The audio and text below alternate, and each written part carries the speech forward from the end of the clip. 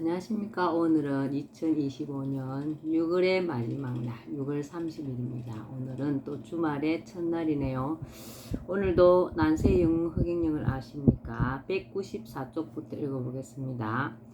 간디의 7대 망국 요소와 우리나라. 인도의 존경받는 정치인 마하트마 간디가 나라를 망치는 사회 악으로 7가지를 들었는데 이것을 골고루 다 갖춘 나라가 바로 우리 대한민국이다.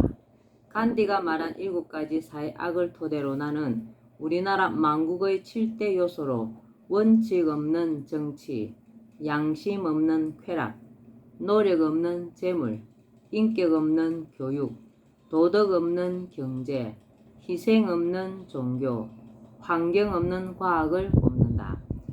망국의 첫째 요소는 원칙 없는 정치이다. 우리나라 정치에는 원칙이 없다. 룰이 없다. 국회는 마치 도떼기 시장을 방불케 한다. 이랬다 저랬다 당리당략과 이해타산에 따른 무소신 패거리 정치뿐이다.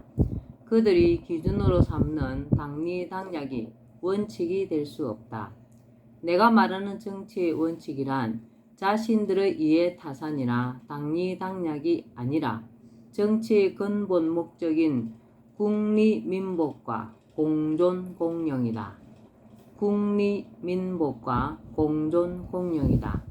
국가와 국민을 위하고 모든 국민이 잘 살 수 있도록 한다는 정치 목적을 원칙으로 세워야 한다는 말이다. 원칙이 없기는 세계 정치도 마찬가지이다. 각국은 중국에서 날아오는 미세먼지와 황사의 예처럼 오로지 자기 나라밖에는 생각하지 않는다.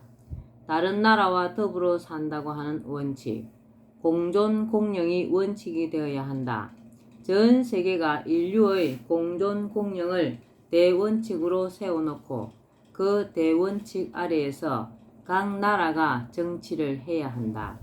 그렇지 않고 자국의 이익만 꾀하다 보면 세계는 전쟁터가 되고 지구 환경은 회복하기 어려울 정도로 파괴될 수 있다.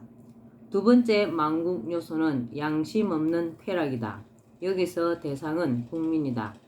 우리나라가 잘 살게 되고 사회복지제도가 사회적 안전망으로서 어느 정도 갖추어졌다고는 하나 여전히 생계 걱정을 하는 국민이 많고 빚더미에 올라있는 사람이 많다. 생계가 막막한데도 기초생활수급자에서 누락되어 법의 사각지대에서 자살을 선택하고 말았던 송파 세모녀 사건은 아직도 우리 기억에 생생하다. 지구촌 어딘가에서 수많은 사람들이 굶어 죽고 오갈 데가 없어 망망대해를 떠놀다 죽어가는 난민들이 있다고 생각하면 돈이 많다고 자신의 향락에만 열중하여 하룻밤에도 수백만 원의 돈을 먹고 마시는 데 소비하거나 호화유람을 하며 세계 여행을 다닐 수가 없다.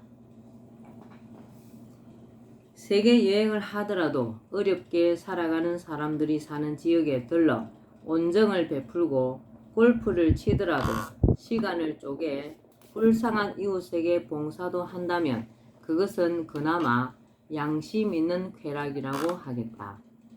세 번째 망국 요소는 노력 없는 재물이다. 정치인과 공직자들의 부정에 의한 재물 획득, 권력자들과 결탁하여 쉽게 돈을 버는 행위, 돈 있는 자들의 부동산 투기는 대표적인 노력 없는 재물이다. 그러나 노력 없이 재물을 취하려는 한탕주의는 비단 고위층이나 부유층뿐 아니라 우리 사회 전체에 만연한 현상이다. 도박, 지나친 복권 구입, 건전한 투자를 넘어 과도한 차익을 노리는 주식매매, 비트코인 투자도 한탕주의와 무관하지 않다. 국민이 성실하게 일하여 정직하게 돈을 버는 것보다 쉽게 큰 돈을 벌려고 하는 한탕주의가 만연하면 심각한 사회 문제가 될 수 있다. 그것은 그만큼 돈을 잃는 사람도 생기게 되어 시리에 빠지는 사람들이 많아지고 성실하게 열심히 일하는 사람들은 일할 의욕을 잃고 그들까지 한탕주의에 뛰어들 수 있어 사회 전체가 병들게 되기 때문이다. 네 번째 망국 요소는 인격 없는 교육이다. 우리나라의 교육은 완전히 실패했다고 봐도 무방하다. 그런 점에서 교육 정책을 기획하고 입안해온 자들은 어떤 문책을 받아도 할 말이 없을 것이다. 그들은 아이들의 인격을 망쳤고 나라의 미래마저 망치고 있다. 무한 경쟁의 입시 지옥 속에서 남을 짓밟고 올라서야 산다는 것을 터득하여 사회에 나와도 배려심이 부족하고 자기밖에 모르는 사람이 되고 있다. 지하철이나 버스 안에서 노인이 바로 앞에 서 있어도 젊은이들이 고개를 수그린 채 그들떠 보지도 않는 것이 오늘날 일상적인 풍경이다. 가정교육도 엉망이다. 교사가 아이에게 한마디 했다고 부모가 교사를 나무라는 세상이 되었다. 이런 세상을 옛글에는 언어 도단, 말과 글과 도가 끊어진 도덕이 사라졌다는 의미로 쓰임 언어 도단 시대라고 했다. 다섯 번째 망국 요소는 도덕 없는 경제이다. 경제란 사회에 필요한 재화나 서비스를 만들어 분배하고 소비하는 활동이다.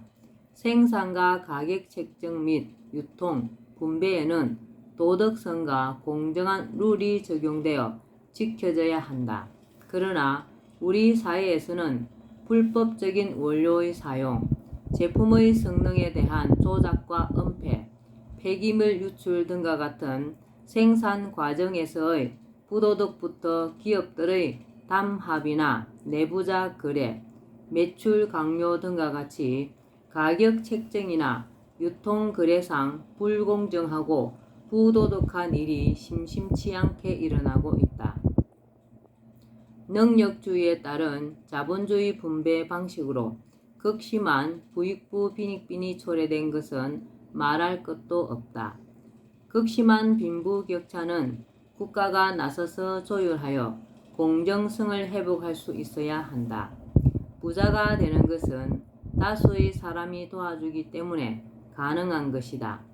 노동력을 제공하기도 하고 소비를 하거나 때로는 치킨 게임에서 보듯이 누군가 희생이 있기 때문이다. 일정 부분은 국가나 사회로 한원하여 못 사는 사람에게도 어느 정도 몫이 돌아가 빈부격차가 줄어들도록 해야 한다. 그러나 우리 사회는 특권층 위주로 모든 시스템이 돌아가고 있고 빈부격차는 날로 커져 분배의 정의가 상실된 지 오래이다. 여섯 번째 망국 요소는 희생 없는 종교이다. 종교의 본연은 사회에 희생하고 봉사하는 것이다. 종교마다 가르침이 있고 신앙하는 것이 있으나 근본적으로 그 가르침의 핵심은 이웃을 돌아보고 남에게 베풀며 서로 사랑하며 살아야 한다는 것이다. 그런데 요즘의 종교는 이러한 가르침의 실천보다 교세 확장, 외연 확대에 더 치중하는 모습이다. 물론 많은 종교 지도자들이 어려움 속에서도 청빈하게 생활하며 희생하고 봉사하는 삶을 살아가기도 하지만 일부 종교 단체는 종교를 사업으로 삼아 돈벌이에 나서고 있다는 사실도 부정할 수 없다. 이는 종교의 본연을 잃어버린 모습이다.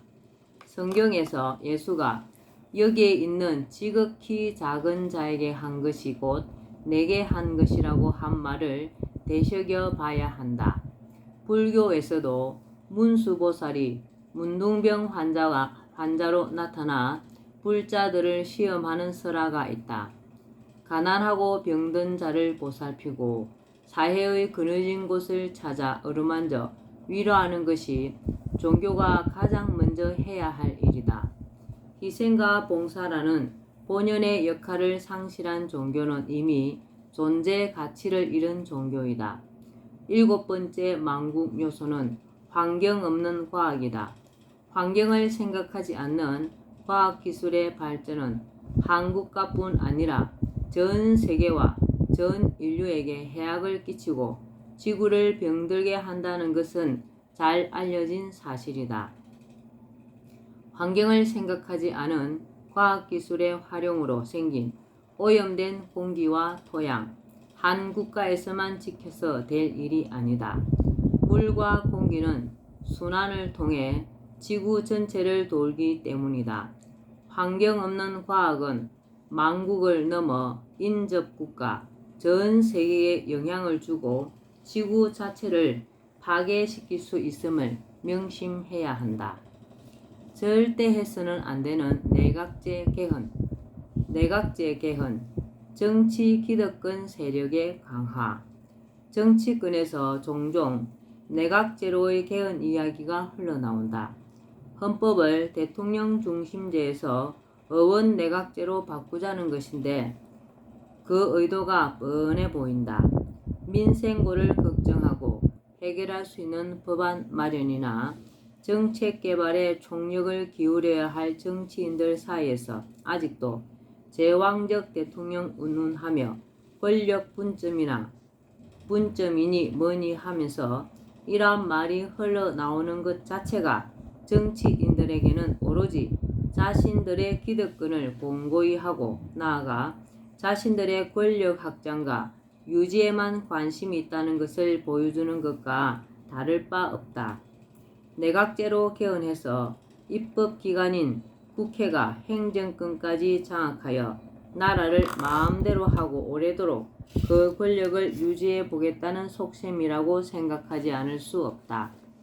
내가 보기에 지금도 입법부의 권력이 행정부를 능가한다. 대통령이 장관 한 사람 임명하는데 후보자를 검증한다는 명분으로 국회 청문회를 거치는 과정에서 임명권자의 위신이 말이 아니다. 국회에서 야당이 다수를 차지하면 대통령이 발의한 법안 하나 통과시키기가 하늘의 별 따기이다. 이게 무슨 제왕적 대통령이겠는가? 제왕적 대통령이 아니고 제왕적 국회이다. 그럼에도 불구하고 제왕적 대통령의 독재를 방지한다는 맹분을 내세우며 내각제 개헌을 추진하려고 하는 것은 정치인들의 집단적 권력 욕심을 보여주는 것으로밖에 비치지 않는다. 제왕적 대통령이 아니라 제왕적 국회. 나는 일단 행정부의 수반인 대통령이 총리든 장관이든 자신이 임명하여 쓰고 싶은 사람이 있으면 국회의 청문회 같은 절차 없이 마음대로 쓸 수 있어야 한다고 본다. 대통령 중심제인 나라는 국정에 대해 대통령이 책임을 지고 있기 때문이다. 장관 기용에 대통령이 쓰고 싶은 사람을 제대로 임용도 못하고 국정에 문제가 생기면 대통령이 모든 책임을 져야 한다는 것은 논리상 맞지 않는다. 정부 요직을 맡을 사람을 국회가 검증하는 것은 행정부 견제 차원에서 입법부의 당연한 임무라고 말할지 모르겠으나 그것은 견제 차원을 벗어나는 월권이라고 생각한다. 대통령이 하려는 일에 대한 과도한 간섭으로 보인다. 권력 분립의 목적을 벗어나 입법부의 독주로 권력이 편중된 사항이라고 봐야 한다. 국회가 반대해도 대통령이 쓰면 그만이니 별 문제가 없다고도 할 수 있으나 국회 청문회를 거치는 과정에서 도덕성이 어떠니 하며 심지어 후보자 가족에 대한 것까지 다 들추어 후보자는 물론 그 가족까지 완전히 만신창이로 만들어 놓으니 임명이 되어도 이미지 실추로 임명권자인 대통령의 위신에까지 그 영향이 간다. 또 이렇게 되는 꼴을 당하기 싫어 적임자조차도 대통령의 부탁을 고사하는 경우가 많다. 이처럼 국회의 과도한 간섭으로 대통령이 장관 한 사람 마음대로 임명하지 못하는 제도를 만들어 놓은 상황에서 이제 제왕적 대통령이라는 구실을 내세워 의원내각제 개헌을 주장하는 것은 참으로 어불성설이 아닐 수 없다. 누가 봐도 제왕적이라는 말이 수식될 곳은 국회이지 대통령이 아니다. 예, 오늘은 여기까지 읽겠습니다. 오늘도 흑행령을 많이 부르고 알려서 복 짓는 하루 되시기 바랍니다. 감사합니다. 흑행령, 흑행령, 흑행령.